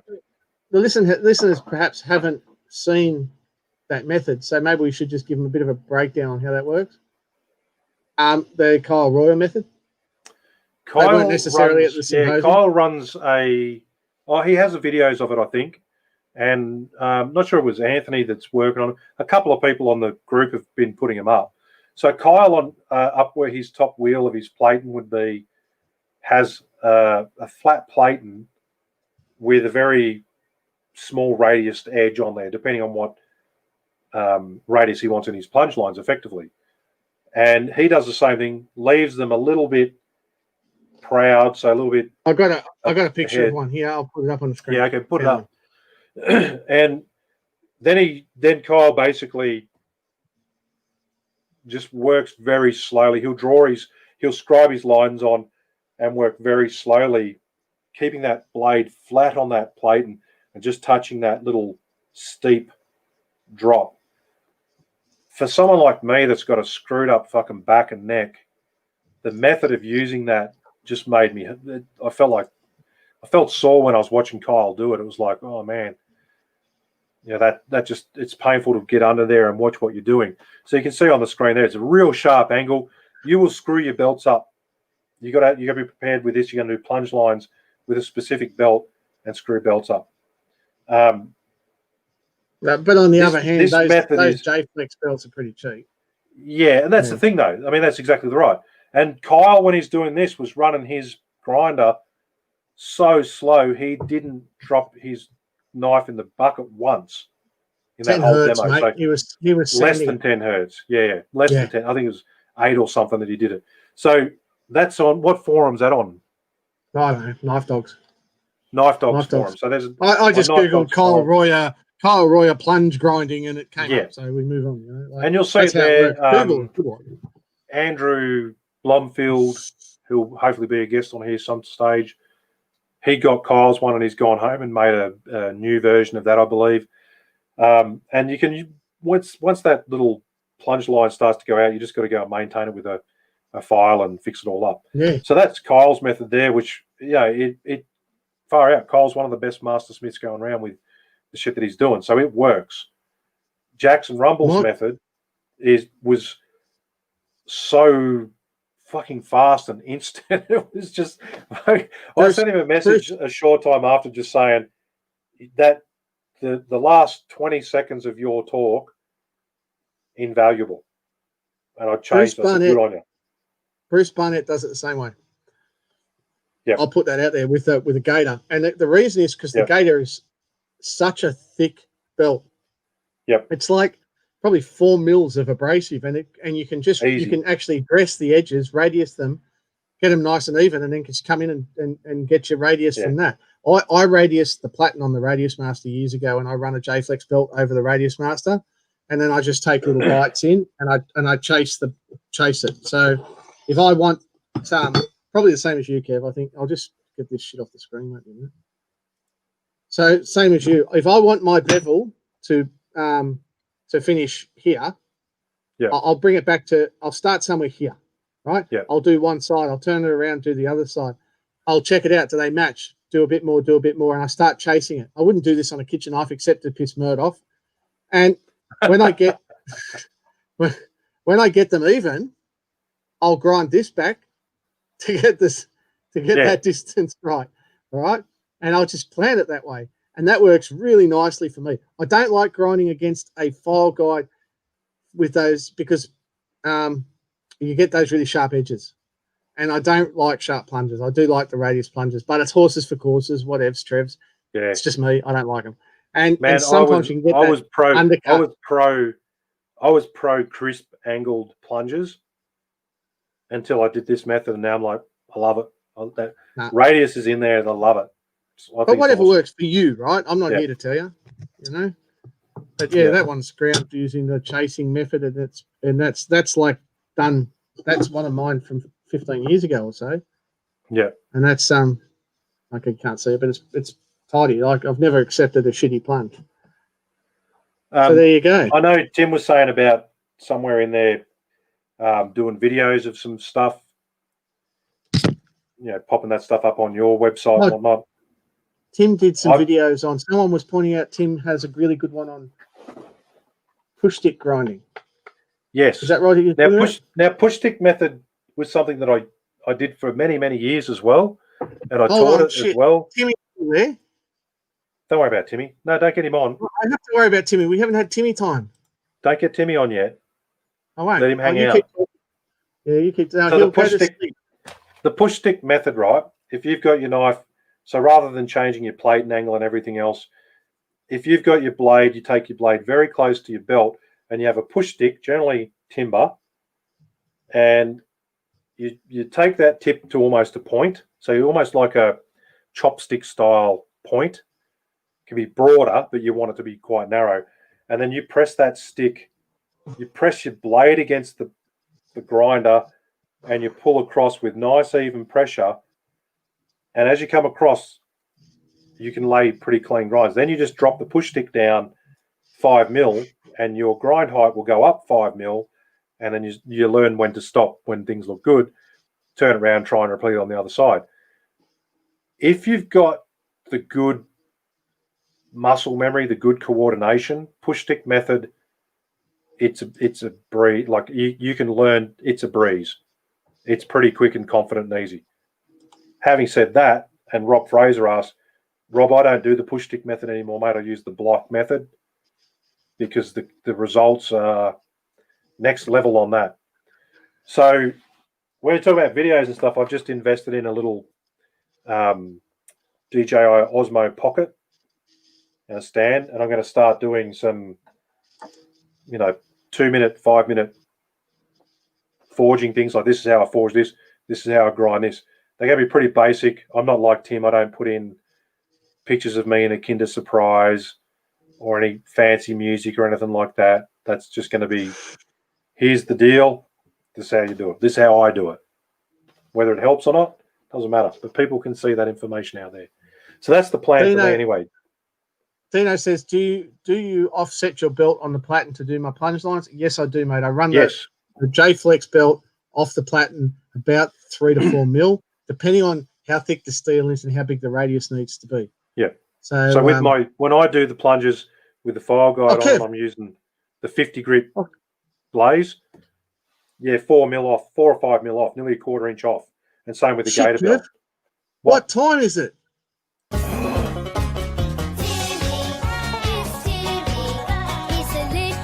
Knife maker. With a lot to learn. It's Timmy. He's a handful of trouble at every Timmy, what's going on? Timmy lives on Gamaco Artisan Supplies. and goes out into the Trying to be cool, he's number one. He joins all his friends, Knife Making Down Under podcast. and he's always having such a lot of fun. Timmy, it's Timmy. Man, Oh. that's the coolest fucking intro anyone ever had. Oh, Timmy, what are you doing Timmy's here, son? here. Timmy time. Oh, Good to he's see you've fucking got your muted and everything. PPE. Yeah, good to see you got a microphone. You there? Oh, joining You're the club, mute. Timmy. Just Oh, unmute yourself, fucking Tim. God, how unprofessional, Timmy. Timmy? No, we cannot hear you. No, we can't. You've got 10 seconds, mate, and then you're out of here. 5, And this 4. is coming out of your Is that pay right? packet. Oh! Oof, Good morning, that boys was and girls. close. Good morning, Timmy. Timmy. Timmy. Timmy. Timmy. Timmy. You're still in your Gamaco uniform. Get up and show them, you idiot. My God. He's double Do barreling it. anything. Cheek laugh. Show I'm me very Gamaco classy. uniform, Timmy. Tim, What? I need to Looks so ask you a question. Yes. Just a minute, I'm going to just get this comment off the screen so everyone can see Timmy's uniform. It's so cool. Does anyone else actually have that uniform? I So don't this is need you. an the only intro one. song. You're the only one. There you go. Very special. got Now, Andrew It to looks make so it for me. professional. I It's want to know mad. why, Tim. It's nearly 10 p.m. You're either very late in getting changed out of your Gamaco gear, or you're very excited and you've gotten dressed 12 hours before work. I just don't get out of it. I just always stay in it. That explains the Oh. smell when we come to Gamaco, but Well, Oh. yeah, but I mean Oh. that's just a Oh, given. right? guys, this one's tickling me in places I like to be tickled. Can we get Well- a shirt with Timmy time? Oh, yeah. I think so. I know what we're doing at work tomorrow. oh, yeah, there's going to be a Andrew's slight still delay on functioning? getting orders out tomorrow. We'll have sending the Andrew whole a Andrew's song. shirt. We'll have the song on the back. That's awesome. Yeah, let's Beautiful. do it. Beautiful. Beautiful. We need Mint. to get that. We'll get Andrew Smith involved. Andrew Smith, if you're listening, Yeah, forewarn, get mate. on it, buddy. Yeah, here it's coming. Tim's on his way back into work. He's Andrew's on his. So, Tim, we heard a rumor earlier on in the program that you're working very hard at the moment, putting lots of hours in, being an exemplary employee. No, he's actually more like a slave. But anyway, that's okay. Yeah, Well, that's right. it's what I love. What I love. No, You don't I have spent, to say that because Corin's listening. Oh, look, Karen loves me. Yeah, right. This is what I get for a performance review. Yeah. Yeah. Oh, Yeah. oh, Yeah. oh, you can do whatever you like now. Well, You could at That's least call him. pretty You much could at it. least Don't call come him Monday. Corn. Corn. Anyway, Karen.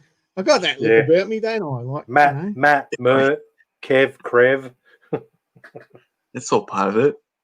It is. all good. No, I So- packed a bunch of belts today, so we're getting a bunch out soon. Yep. What else is happening? Is this the What second? sort of belts is were this- you packing today? Reaper belts? Is this the second delivery of Reapers for the group buy? Yeah, You it's all see- over. Yep. For Yeah, people it's like mad. me that put the $400 deposit down on a great wad of belts, do I actually get them soon? You will be getting some soon. We're still waiting on a delivery of all of the 240 and 400 ones, as well They're as coming the- in. The No, jumbo no. rolls. The I'm jumbo like rolls have arrived. Tim. 50s and 120s or something. Yeah, they're still a ways off. Oh, what? Yeah, so You guys suck. I'm What have writing we a got? complaint. What have we got, Timmy? we've got a whole bunch of the red ones. We're still waiting on the 50 and 100s. We've got pretty much all of the other grits starting around low in some of the 40s. But We we're have also the getting more Necros. local stuff. We have the Necros. That's the fucking The coolest name in Necros. the world. I came up with that They- one. Necro. The Necros are really, they're Necro. really cool. They're really cool. Yeah. They grind cool and Yeah. hard. Anyway, Cool keep going. hard. Like What? Timmy's If- milk.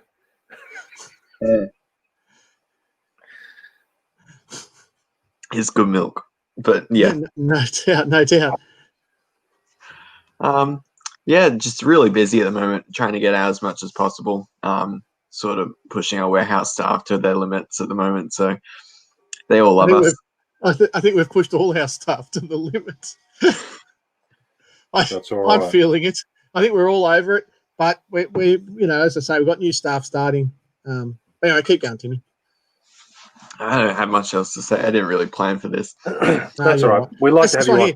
So you've got the steel in. You've got the Gamaco steel order come in not long ago, and there was a big push online, obviously because of the COVID sales. Get in quick. Is that stock moving fast or what?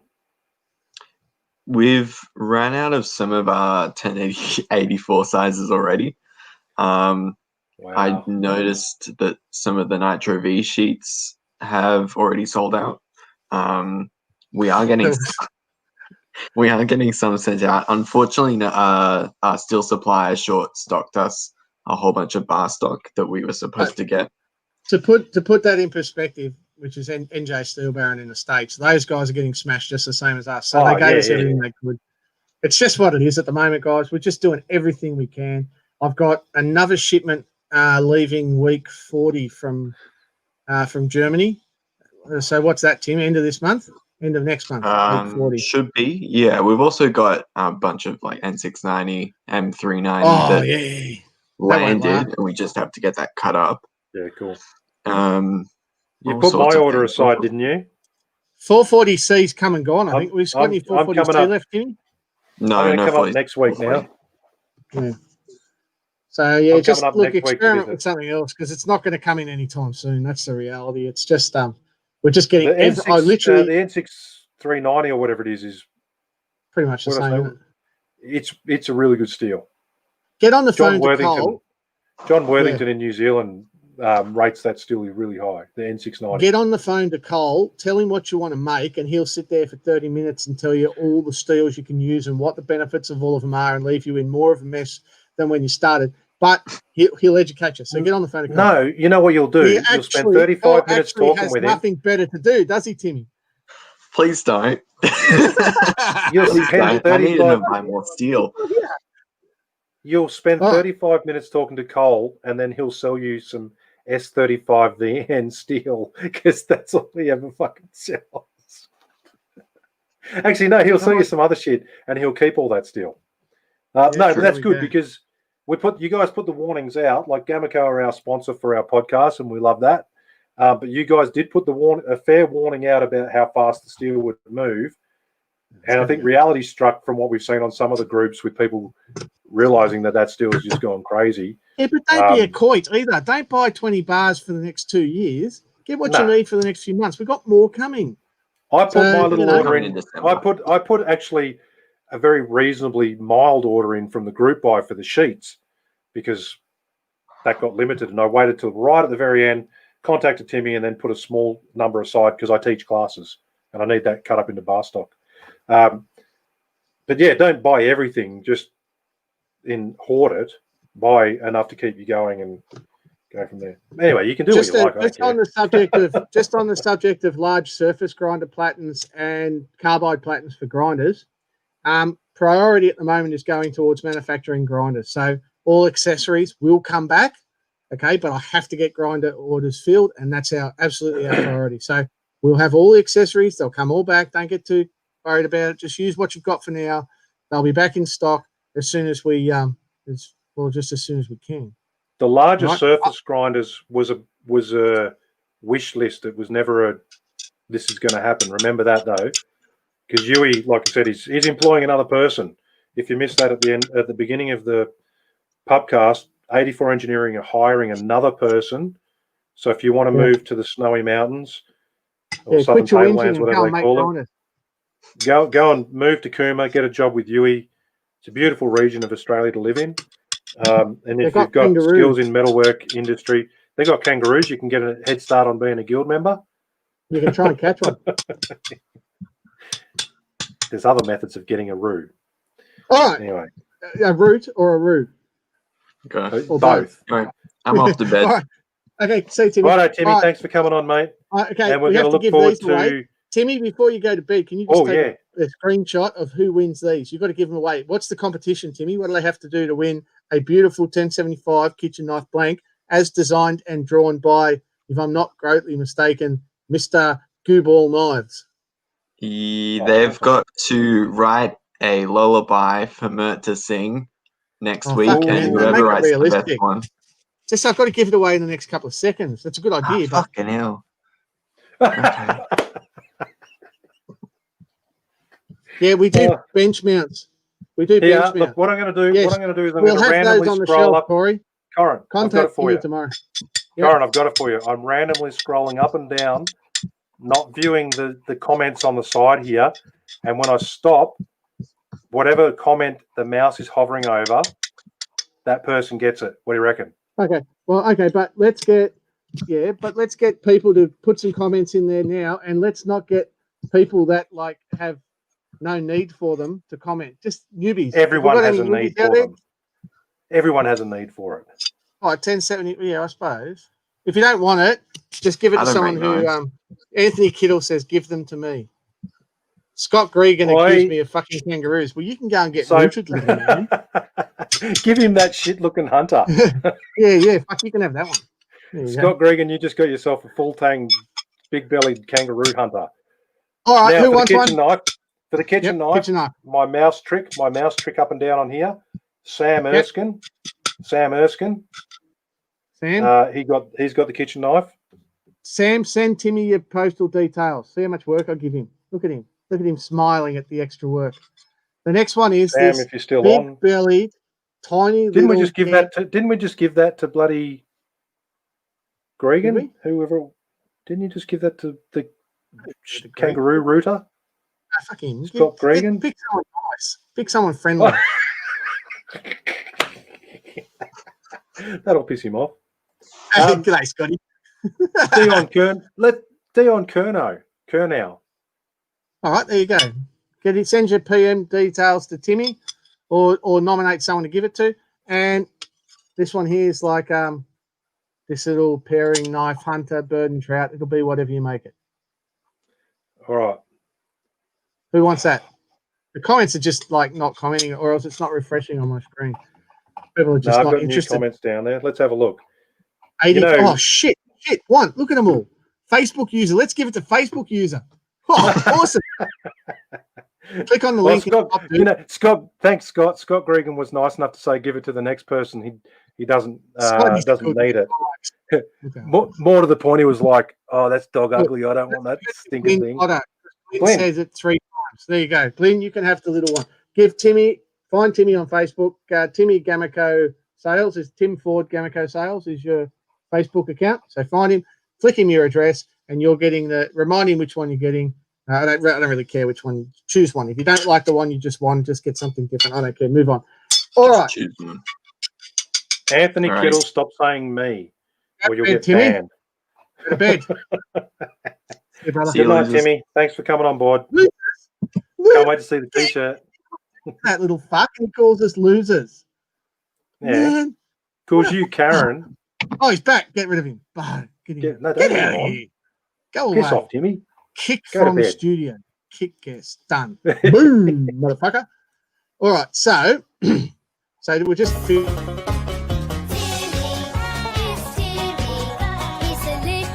Knife maker. With a lot to learn. It's Timmy. He's a handful of trouble at every Timmy, turn. what's going on? Timmy leaves the Gamico Artisan Supplies. and goes out into the trying to be cool, he's #1. He joins all his friends Knife Making Down Under podcast. and he's always having such a lot of fun. Timmy, it's Timmy. He's trouble. boy. I love that thing. The Kinder Surprise. I want it. That's gold. I know that the people out there listening on the podcast can't see it, but well, it just sucks to be you. It's just such a great montage. Joining on a Thursday night for our wonderful faces, Corin and I. Occasionally we have Mert on board.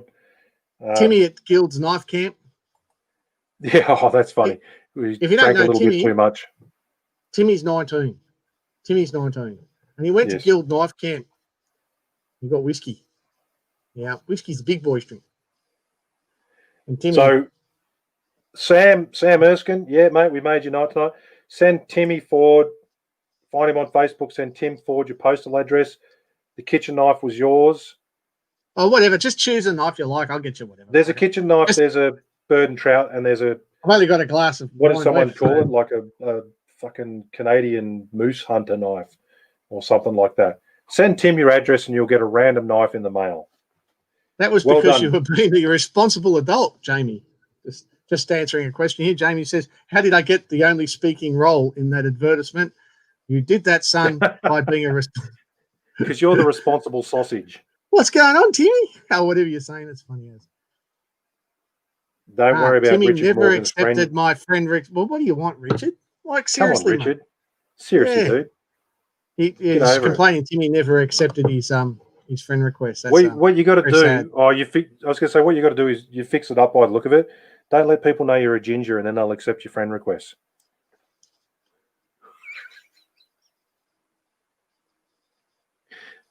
Did I offend Timmy someone? says, if you want something, send me a message. If you didn't win, send me a message anyway, because I love talking to you cunks.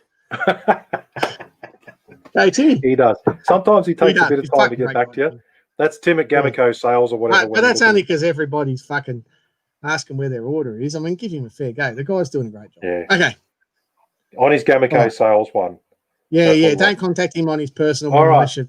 So I think, Corin, yeah. we covered a lot of stuff tonight, which is pretty good on grinding methods. Not Hard on to really Grindr. get across. No, Not not on on Grindr. Grinder. I've been on that on my phone. That's what I keep looking at. Too many Chad bumps. Smith. Chad Smith has a fucking great picture of him on Grindr. Have you seen I've it? never been on there. Honest It's- God's truth. He's on a Gibson 72. But it's, Oh, yeah. Oh, Anyway, dear. whatever. Anyway, yeah. Just oh, go hey, for- okay. Sam, no, let's go right down the bottom before we go. Something I And have. Ian says, yeah, send all your complaints to Ian because he's just going to Tim because he's just going to send it to Ian to do. Ian's the guy in the background doing everything as well. Seriously, I've got people. Ian is a dedicated gas salesman, and I've got him working in Artisan Supplies just to get the backload out of the way. So Good on you, Ian. We love your work. Yep. One down from Ian. Can we talk about dagger grinding dagger and even grinding. center lines? Oh, can we? What? First thing You know, about dagger grinding. I don't. The first thing about dagger grinding is we don't talk about dagger grinding. Oh, we can do that if you like. Not here in Canberra because it's illegal. Unless you have all the permits and all the bullshit. And Matty So McVicker's got a permit. I know, Matty McVicker. So, Matty McVicker and Pierre Mefflin recently. Pierre, you're on here, I saw you. Pierre just did a series of daggers in coal steel, CPMS 35VN or whatever it was. I did a master. I'm too drunk to talk about now, but I did a masterclass with Kevin Cashin. Oh, you did too, you son of a bitch. I did. So, daggers. You know- Let's talk about do you know daggers what I in a learned future about episode. daggers? Oh, yeah. They hard. What I learned about daggers is summed up pretty easily. One is most people grind daggers like double-edged knives, and they were not double-edged knives. They got much thicker down the spine than you think. It's more like a squashed diamond. That was the first thing. Ah. The second thing I learned about daggers is they're fucking hard to grind. But we freehanded Sam's done them. a couple. And I've seen them, got and they're pretty neat, mate. Like you're not too Well, far Sam- off the mark on it. Well, you want to come on and give some tips? I've only ever ground one, and it was in a masterclass 2-3 years ago, and it was really good. I loved it, but yeah. One comment down from Sam's. Got to go to that. Well, I'm going. Brad Stone. Doesn't refresh up. I like you, Brad. I Lay taunted off the big, the ginger I taunted fluff. the big We have ginge. to- Oh, the ginger fluff. The angry ringer. Yeah, Richard Morgan. I hit the Richard Morgan up now. Brad's coming to save him. You guys will be. They're going to be gingers and fucking cockroaches when the nuclear bombs go off. You're immune to everything except for the sun. Just hide yourselves underground for a few weeks and you'll be right. And Tim has responded to Ian saying, Ian, stop taking credit for your work and give it to me. Shake my head. Ian responds with, when are you going to make a barrel dagger, Corin Urquhart? I'm going to leave that right alone because my old mate, fucking Wayne Barrett. Wayne Barrett, whose knife I have here, he's fucking beautiful. He just makes barrel knives with stiletto and dagger blades, and I think he has that covered awesomely. So I probably won't bother unless we do a collaborative piece, which is always likely. For the dagger grinding, go one down. I don't know who our smart Facebook user is, but I like his comment. Go one down. Grind one edge, then the other. Yeah, that's fair. Cool. It sounds so easy. It sounds so easy. It's probably Del Rasso as well, someone like that, because that's the sort of thing Del Rasso would say. I just grind one side and I round the other the same. Well, fuck. Yeah, well, that sounds pretty easy, doesn't it? That's it. Just do the same as what you just did. Get it right. Yeah. Don't fuck up. That's all you have to do. Don't fuck up. Hollow grind daggers. That's a good one to do. Yeah. Oh, yeah. And Dino's saying in South Australia you can make, collect, and sell daggers and bayonets, but you need to fill out an application through SAPOL, SA Police. Similar in Canberra, mate. You just need to get the paperwork done. You need to serial number your daggers. You need to have the paperwork from the person buying it, and I need to, as the seller, have the paperwork selling it, which is why every time someone hits me up and says, "Oh, Kev, do you make daggers?" I go, "No, you need to talk to Matt McVicker, because Matt McVicker has all that paperwork." Oh, it's Dave Winch. David Winch. Hey, Dave. Oh, it's Winchy. How you going, mate? Yeah. Facebook user is David Winch. David Winch is an epic folder maker from Sydney. Been making for probably 20 years. Good guy. We did talk about Dave in the previous episode. Yeah, we did. We gave him a shout out. Sam, you're right, mate. They're not as easy as you first thought, and practice will get you through. You're not far from the mark, man. Like they're looking good, considering you haven't been making knife. Marking and chasing is what it's all about, you know. Yeah. And even, even the masters have trouble at times. I can tell you for sure. Do rough it in on the grinder and then finish it off with a file. Yeah, I'm not doing that. Yeah, all right. It'll work. I love the masterclass. I learned so much. Many different things. Pierre just gave a very good view of it. One comment down from that. Double scandy. Nice. My jig wouldn't work because it relies on having a flat face there, but anyway, it doesn't matter.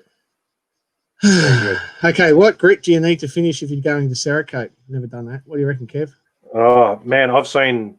Well, do you want it done right or not? I've seen people do Cerakote on 120, thinking it's going to fill the gaps.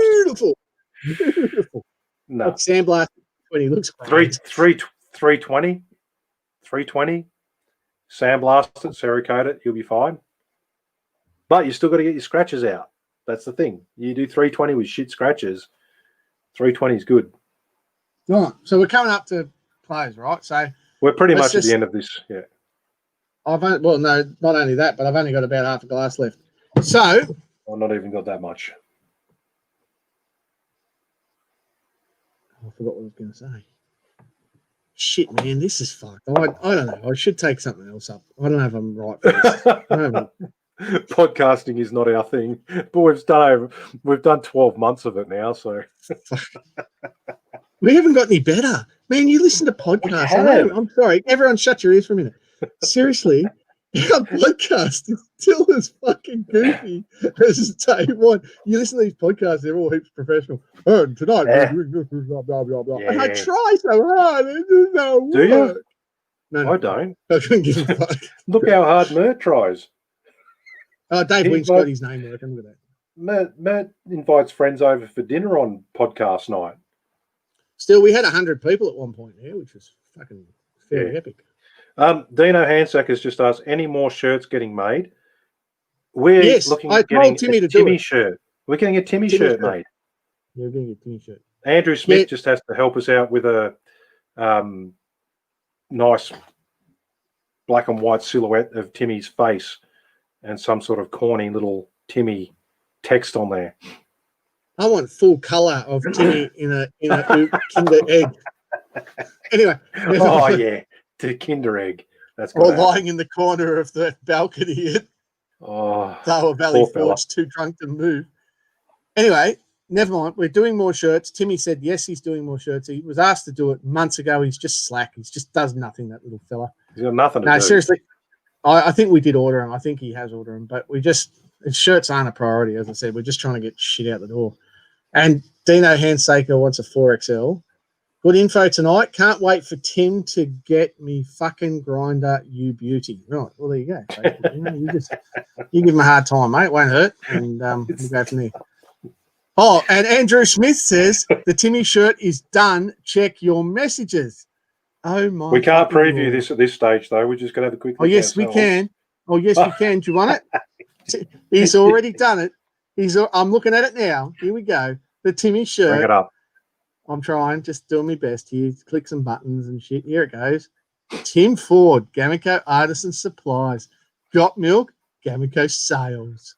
Yeah, that's pretty good. But I want the lyrics. It's Timmy. It's Timmy. That shit sticks in my head like fucking, I don't know. I sing it all day. He doesn't know it, but when I'm sitting there bobbing my head up and down, I'm singing, it's Timmy. Yeah, you should try going to bed straight after a podcast singing that. That gets awkward. Oh, yeah, no, it doesn't work really. Yeah, someone says I want the entire lyrics. Yeah, I've got to say that could go on the front, but yeah, we need lyrics on the back. Yeah, Timmy. I like the casual Bobby. We'll sort it out whatever. shortly. There's so many comments here. There's so many people commenting. We really love you guys. Thank you very much for being a part of this. We love you, and we love you all. We love you, and there's just so many comments. I just can't even go there. Let's just fucking go home. We done? Yeah, we're done. All right. Thanks everyone for joining in. If you listen to this on a podcast platform, subscribe, like, comment, review, whatever. If not, like if you're Anthony Kittle, don't worry. Technology's hard if you're old. And the rest of you just join in. We might be doing this fortnightly for the next couple because you're away at some point, Corin. But I might have a special guest because I am away. We could do. Keep your ears posted. Keep your ears and he's a cracker. Open, and his wife's a cracker too. And if I can get his wife on as well, it'll be just a cracker. You guys won't know what's coming. So just leave that with me. Yeah. Technical side of things we may or may not be on when that occurs. But we'll keep you posted on the Knife Making Down Under group and the Knife Making Down Under podcast Facebook page. Thanks everyone for listening. So there we go. Yeah. Oh, and by the way, if you can just share the Facebook pages and shit with people and the fact that you like the show and whatever else. Even if you got a lie. It really does make us feel special and it's very important to our self-esteem that we feel special. See you, Kev. See you guys. All right. See you there, right. Pew.